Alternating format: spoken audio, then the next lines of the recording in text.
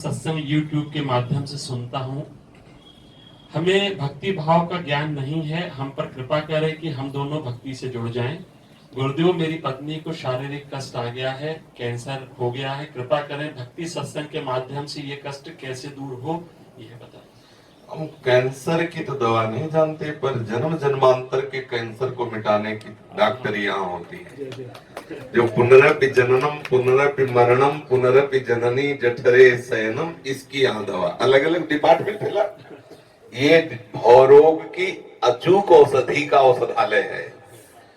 अब जब इतने हाई डोज में अगर वो ठीक हो जाए तो कोई बड़ी बात थोड़ी है, क्योंकि पाप से ही रोग होते हैं। कोई भी रोग होता है अपराध से होता है, पाप से होता है।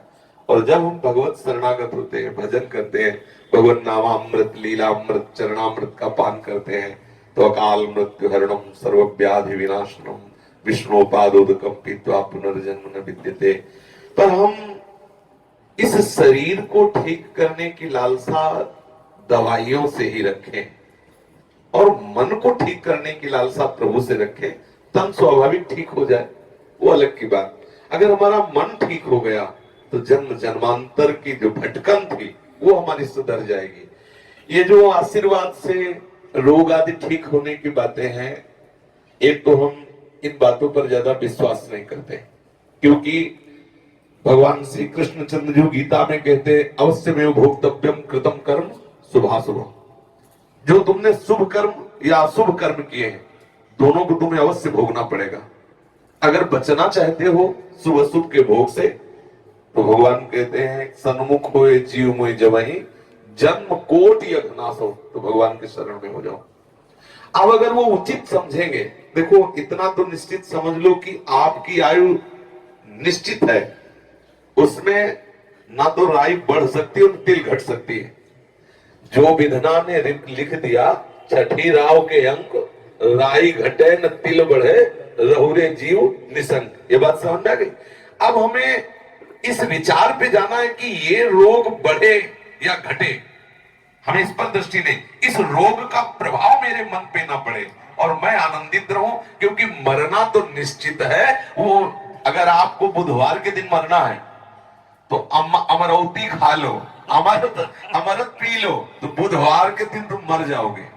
अगर नहीं मरना है तो हमें डॉक्टर ने कहा था 5 वर्ष में मर जाओगे, 15 साल हो गए तुम्हारे सामने बैठे हैं। अब डॉक्टर है कि नहीं वो पता नहीं, लेकिन हम आपके सामने बैठे हैं। और हालत थी ऐसी हालत थी, ऐसी किडनी की थी, लेकिन रोज ऐसा जैसे नौका ना लगे कि अब डूबी और कितनों को पार कर दिए, अभी डूबी लगे। ये ऐसी दशा, हम हरि के सहारे हो जाए। हम चाहते हैं कि ये दवा खाओ जो हम दवा खाते हैं कि कैंसर भले कोने में बना रहे, लेकिन हमारा मन प्रिया प्रीतम के चरणारविंद में हो। और ये परम निश्चित है कि अगर आपको 1 वर्ष बाद मरना है तो 1 वर्ष बाद मरना है। बड़े बड़े स्वस्थ किडनी और दिल वाले और लीवर वाले 1 मिनट में चटनी हो जाते हैं, रोड में नहीं हो जाते। तो हम मरने से क्यों डरे, क्योंकि वो तो मरना है, वो एक तिथि निश्चित है। अब हम इसमें वो कार्य कर लें जो किसी और जन्मों में नहीं हुआ, जो और किसी कार्यों से लाभ नहीं मिलता, वो है भजन। अगर हम भजन करने लगे तो क्या नहीं हो सकता, भजन से क्या नहीं हो। एक कैंसर की बात, पूरे विश्व का कैंसर नष्ट हो सकता है। पर अगर हम इसी शरीर को केवल स्वस्थ रखने की बात सोचें, एक अमूल्य धन हमारे पास नाम आया और उस नाम से हम एक शरीर का कैंसर मिटा दिया, तो क्या होगा? और विषय भोगेंगे और अपराध करेंगे, फिर नरक जाएंगे।